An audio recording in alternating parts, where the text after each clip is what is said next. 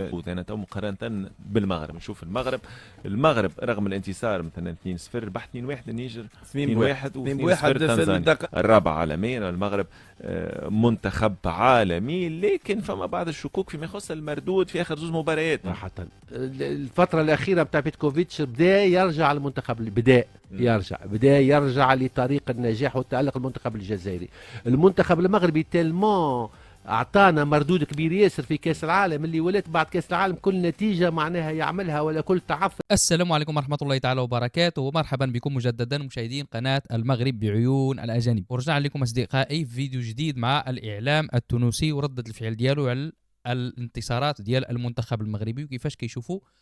وقال لك باللي المنتخب المغربي تراجع المستوى ديالو مقارنه مع المنتخب الجزائري، بما ان المنتخب المغربي كيتوفر على امكانيات هائله فرديه وماديه ومعنويه، فكيقولوا بان المنتخب الجزائري بالامكانيات الضعيفه والقليله اللي عنده الانجاز اللي كيحققه فهو كيتفوق بهذه الطريقه هذه على المنتخب المغربي. اصدقائي بلا ما نطول عليكم نشوفوا الفيديو، وما تنسوش دعمونا بجيم اشتراك الى عجبكم الفيديو على بركه الله، ونشوفوا الفيديو. انا تو مقارنه بالمغرب نشوف المغرب رغم الانتصار مثلا 2-0 ربح 2-1 النيجر 2-1 و2-0 في الدقائق الاخرانيه.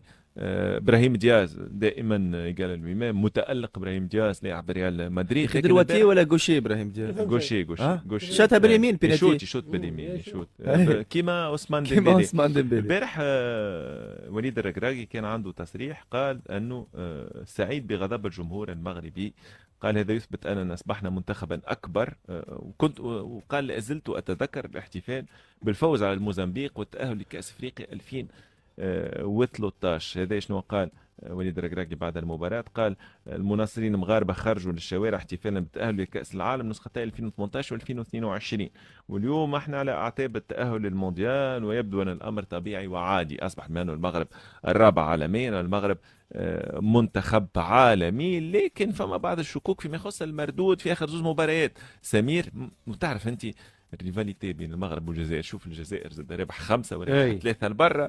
يقول لك أنا فما شكوك في المردود وفي العروض اللي قدمها منتخب المغرب. هو تصريح الركراكي راهو تصريح منطقي ويمشي ينطبق على تونس والجزائر ومصر وغيرها. احنا بيدنا في تونس كي نترشحوا لكاس العالم ما عادش نفرحوا. 9 منتخبات ترشح لكاس العالم وتحطني في مجموعه كيما هذيك بالطبيعه باش نتاهل. دونك المغرب بطبيعه الحال المغرب باش يتاهل لكاس العالم حاجه طبيعيه ومنطقيه وما فماش فرحه. دونك ما فماش حاجه جديده قالها الركراكي، لكن فما تراجع بالنسبه للمردود. ماهوش تراجع النتائج، تراجع مردود المنتخب المغربي. هذا يلزم ننبهوه ونقولوه. النقطه الثانيه اللي تاكدت بصفه كبيره بعد كاس العالم، تذكروا لعب كاس افريقيا وفما اخفاق وخرج المغرب من الدور الاول من كاس افريقيا هكا ولا؟ وكانت صدمه كبيره للشعب المغربي الكل. علاش خرج من كاس افريقيا؟ لانه كل المنافسين اللي لعبوا المغرب بعد تالق كاس العالم كلها لعبت باسلوب دفاعي. البارح نفس الشيء، نفس الصعوبات اللي لقاها منتخب المغربي امام منافس متواضع او اقل برشا من المنتخب المغرب، لكن منافس لعب بطريقه دفاعيه. وهنا نمشي ونعملوا عين على كاس افريقيا الجايه. كل المنتخبات مش تقابل المغرب مش تلعب بطريقه دفاعيه. واذا كان عندها معناها الترانزيسيون ولكن القوه الهجوميه يولي المنتخب المغربي باش يتقلق. دونك انا ردوا بالنا الركراكي وغيره من الفنيين واللاهين بالمنتخب المغربي، راهو المنتخب المغربي على قد ما عنده امكانيات كبيره هجوميه كل ما تسكر المساحات يلقى مشاكل، ثم اذا كان معناها يلعب له بطريقه المرتدات فيتقلق المنتخب المغربي. فما شكوك وفما ربما حيره نوعا ما من قبل الجمهور، هذا منطقي وطبيعي انا نراه. بين المغرب والجزائر شكون عجبك اكثر سمير؟ للبارح بطبيعه الحال الجزائر. نحكي في الفتره الاخيره تو والحلول الهجوميه الموجوده مثلا لكل فريق وممكن الروح وهذا كل معناه. والله هو سؤال صعيب صراحه. الفتره الاخيره بتاع بيتكوفيتش بدا يرجع المنتخب، بدا يرجع لطريق النجاح والتألق. المنتخب الجزائري، المنتخب المغربي تلمون اعطانا مردود كبير ياسر في كاس العالم، اللي ولات بعد كاس العالم كل نتيجه معناها يعملها ولا كل تعثر يقوم به نقولوا تراجع المنتخب المغربي. ما فماش نجاعه هجوميه كبيره ياسر في الزوز مباريات الاخيره. قل لي هاو ربح اللي دو ماتش هذوما ربح معناها وسجل اهداف، لكن نقول لك على مستوى خلق الفرص المنتخب المغربي راهو فاسيلمون كان في ربع ساعه الاولى نص ساعه الاولى 3-4 ويكمل الماتش. دونك في الفتره الحاليه فما نجاعه على مستوى المنتخب الجزائري، فما اكثر حماس المنتخب الجزائري صحيح، ولكن المنتخب المغربي بما عنده من امكانيات بشريه كبيره ياسر، حتى انه بالنسبه للفرديات راهو يتفوق على الجزائر اذا كان نقارنوا اللاعبين اللي يلعبوا حتى على البنك. لكن المنتخب الجزائري قاعد يستغل في امكانيات كبيره من المدرب نتاعو، قاعد يخرج في احسن نسخه في كل ماتش، على عكس المنتخب المغربي اللي نوعا ما وهذا يراو به المنتخب المغربي قبل تقريبا 8 شهور من كاس افريقيا يتراجع المردود، فما تساؤلات وفما حيره، حاجه ايجابيه للمغرب على القاعه باش وليد الركراكي حتى من خلال تصريحاته مس هكا بعض النقاط اللي لازم معالجتها. عبد الستار بين المغرب والجزائر المنتخب ممكن اللي يعجبك اكثر حاليا؟ ليه هو ما نحبش ندخل في مقارنات، لانه الحقيقه الانجاز اللي عمله المنتخب المغربي الحقيقه مازال المنتخبات العربيه بعاد انهم ينجموا يعودوه، لكن المنتخب الجزائري قاعد يتعافى مع بيتكوفيتش، قاعد يقدم في مستويات كبيره على مستوى الفني، ولكن يبقى اليوم المغرب هو الرابع على المونديال الاخير، ما نجموش ننكروا هذا. ولكن فما نقطة مهمة وحكيناها حتى بعد كاس افريقيا كان يقول فيها سمير توا، انه 1000 فريق توا باش يولي يعمل حساب المنتخب المغربي اللي باش يجي يتكتل دفاعيا. يلزمنا نذكروا ان المنتخب المغربي وصل رابع المونديال راه بتماسكه الدفاعي بالبلوك ايكيب نتاعو، باللجوء اون رياكسيون اللي لعبوا المنتخب المغربي ضد الفرق الكبيره، ضد اسبانيا والفرق الكبيره. دونك اليوم المنتخب المغربي باش يلقى روحه في وضعيه كما كان هو عاملها للمنتخبات الكبيره الاخرى. دونك مطالب الاخرين اللي انهزموا امام المغرب، معناتها وقت اللي اسبانيا ما تعديش المغرب راهو اسبانيا ما لقات مشاكل، معناها راهو اي فريق مهما تكون قوته في العالم ضد فريق متكتل دفاعيا راهو باش يلقى مشاكل، ما ينجمش يكون مباراه سهله. هنا فما دو فاكتور، النجاعه وقت اللي تلعب ضد فريق متكتل تجيك زوز ثلاثه فرص من الاول يدخلوك تسجلهم، يدخلوك في المباراة يسهلوا لك المباراة. ما تسجلش مع عامل الوقت راك تدخل في بريسيبيتاسيون، تدخل في برشا مشاكل وتخليك انك تلقى اللي راهو فيه تو في المنتخب المغربي اليوم. وقت اللي تلعب ضد النيجر اكيد انك انت باش تلقى مشاكل وقت اللي النيجر يسجل لك سور بالاريتي، ولكن بالرغم من هذا ترجع وتسجل ويعمل تغييرات ويسجل.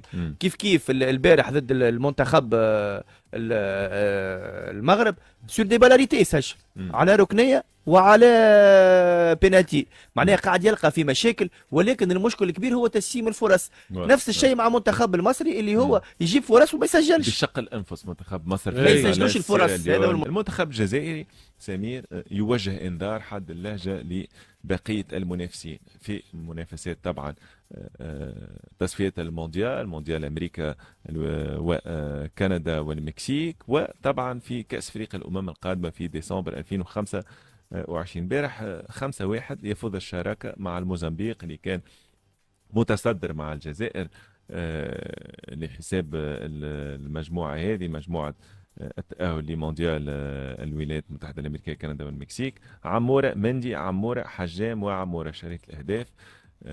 5-1 لمنتخب الجزائر، 3 أهداف في ظرف نص ساعة.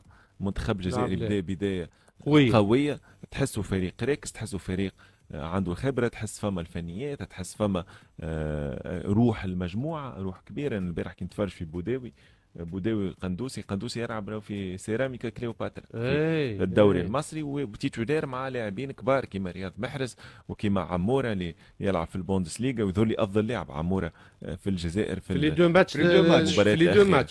ماتش هذيك. شوف مدرب كبير ولا زايد بيتكوفيتش مدرب كبير صراحه، لا يعيط ياسر، لا يفلم كيما نشوفوا احنا بعض المدربين، لا يشد راسه، لا يرى الكاميرا يبدا يعمل هكا في السينما. لا، مدرب هادي يتفرج ويتبع ويشوف، ودقيق الملاحظه، دقيق الملاحظه. لازم يفرح بعد المباراه، يفرح مع اللاعبين نتاعو ويشطح معاهم شويه هكاك بعد الماتش. اما في وسط الماتش هكاك الديسبلين والريغور هذايا يمشي للملاعبيه الديسبلين هذيك. ريتوشي ملاعبي نتاع الجزائر خارج ما تغشش ولا خارج هكا ولا كذا، لاعب ليه ليكيب اللي تلعب لازمها تلعب لا اكثر ولا اقل مع مدرب قوي الشخصيه. شفنا ماتش بوتسوانا ولا شفتك الديسبلين تاع ليكيب تاع الجزائر كيفاش شفتك الديسبلين والشيء انا حاجة ثانية أنه إضافة إلى المدرب وأنه ريغور تكتيك، المنتخب الجزائري تحس أنه عطشان كرة، يحب يعاود تاريخ آخر وفرحة أخرى وتتويج آخر. نشوف اللاعبين نتاع المنتخب الجزائري يتبدلوا، راهو ما عادش بغداد بونجاح ولا سليماني ولا لا، ما عادش، فهم لاعبين جينيراسيون جديده موجوده. كيف نشوف باغ اكزومبل غويري لاعب ممتاز برشا، لاعب ممتاز برشا. كي نشوف رياض محرز وكيفاش يتعامل مع الماتشات بذكاء، ونمشي نقارن مع صالح من الغادي، وصلوا رياض محرز وصالح يلعبوا بالخبره، ولاو يلعبوا ويعرفوا وقت ما تشوفهمش يجريوا ياسر، لكن تيلمون رياض محرز افيكاس اللي كل ما ياخذ الكره يجي يعمل اسيست ولا باس توجع المنافس، اي بورتون ماهوش قاعد يعمل في مجهود اضافي، لكن كل ما توصلوا الكره الا ويكون خطير. والدليل على ذلك لي دو اسيست اللي عملهم، وخاصه الاسيست الثالث نتاع بونتو عموره اللي يدرس صراحه.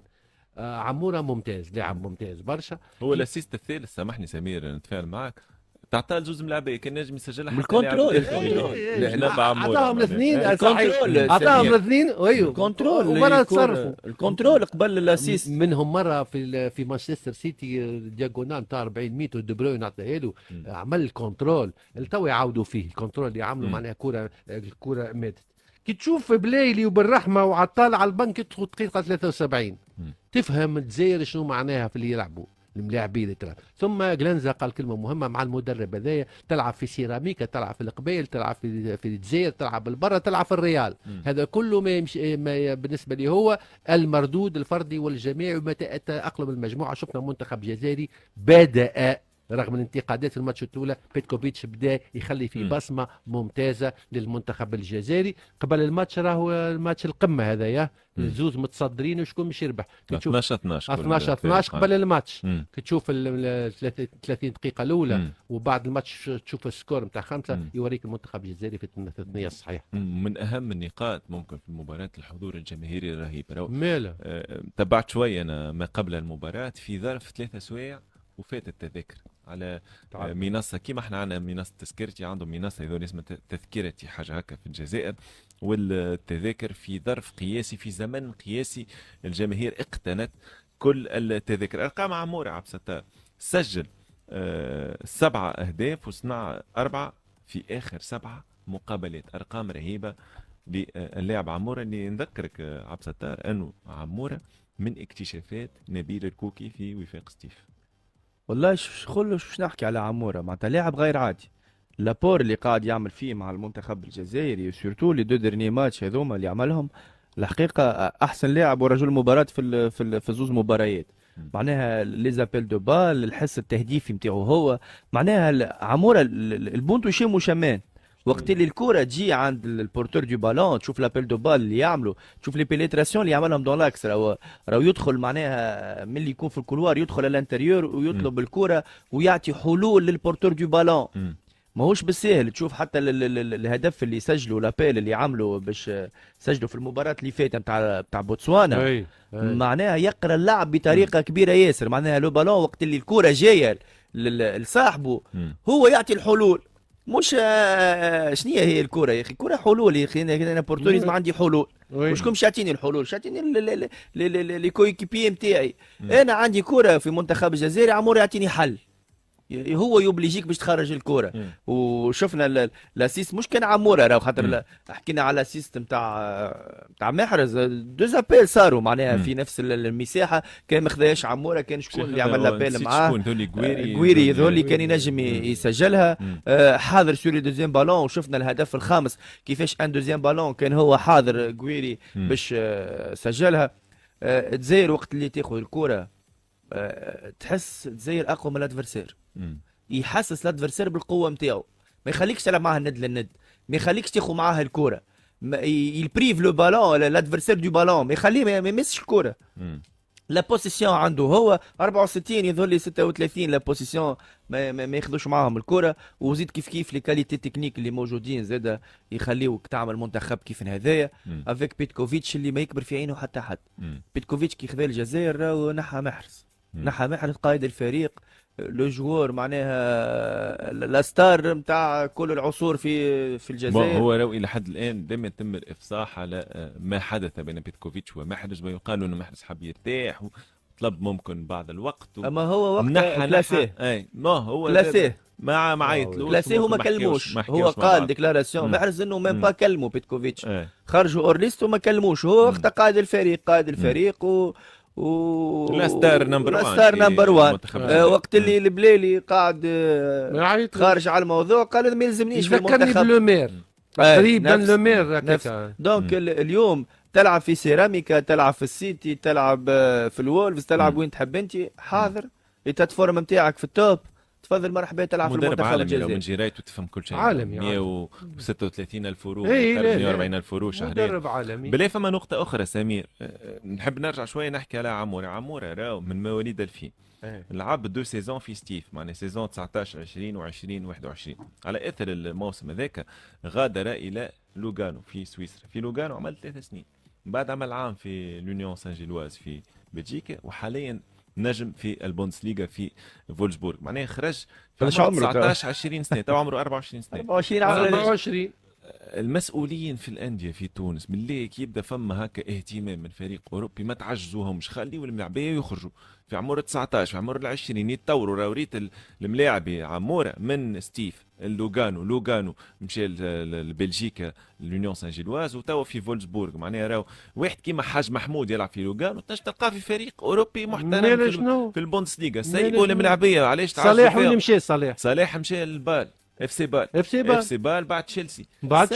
سايبوا حكايه مرموش سايبوا الملاعبيه علاش تحط كلوز 5 مليون يورو في عقده؟ شنو 5 مليون يورو؟ راهو هبال. لا واحنا حاجه تضحك. شنو 5 مليون يورو؟ شيء كبير. هذا مشكل من المشاكل. اعطيه بري افيك اوبسيون داشا، هزو يمشي خذ نسبه على البيع من بعد على الكونترا، خليه يتحط في الفيترينا في فريق اوروبي، نسمع فيه في سويسرا في فرنسا في البرتغال. خلي الناس تشوفوا، خلي يتطور يعيش البرا، يعرف شنو معناه الاحتراف والبروفيسيوناليزم. هذا كله نحكي مع علي العابدي سمير. علي العابدي خرج 26 سنه 25 سنه، خسر 5 سنين من حياته. اللي ما خرجش بكري خسر 5 سنين من حياته. علي العابدي عمره 31 سنه. عمره 31 سنه علي العابدي. واحنا لهنا يقول لك تيجي تلعب في جمعيه كبيره في تونس، تي مش تمشي لوغانو ولا تمشي لوريون ولا تمشي دراوين، تي جمعيتك خير، هاك تخلص خير لهنا، هاك تخلص خير يا ولدي. باش يتطور وباش يتحسن وباش يمس الكره الصحيحه وباش من بعد تولي عنده معناها طموحات اخرى. مالوروزمون ومسهلها 3 مليون يورو 2 مليون يورو واعطيني مليارات واعطيني. سمير ملاعبيه عمرهم 16 17 5 مليون يورو في عقودهم راهو. ايش نقول لك، هالقانون هذايا زاد، هالقانون هذايا زاد نتاع يوصل ل 18 تعمل له عقد ب5 سنوات و300,000 او 500,000 شهريه وما يخلصش فيها هذاك. معناها هكاك زاد يلزم مراجعه القوانين هذيا صراحه. وانا معك سمير، والله القوانين هذيا يلزم مراجعتها والتغيير. هو 18 سنه تربطني ب5 سنين حتى 23 سنه وما تلعبنيش، ومن بعد تسلفني جمعيه اخرى انا ما زلت مربوط معك بعقد و500 دينار شهريه ما ناخذهمش. فما شكون يعمل 3 و4 سنوات في فريق كبير وما توصلش شهريته المليون، والله ما توصل. معناها 4 سنين سينيور في فريق كبير وشهريتك تخلص مليون. انت شنو التطور اللي باش تطوره؟ لانه حتى مونتالمون ما نجمش يتطور. هو فما عنده ان بلوكاج مونتال، لانه يلعب مع واحد قدامه بجنبه ياخذ 50 و60 مليون. في 60 مليون هو ما عندوش مليون. هو ما عندوش مليون. وشنو هي هالمارج اللي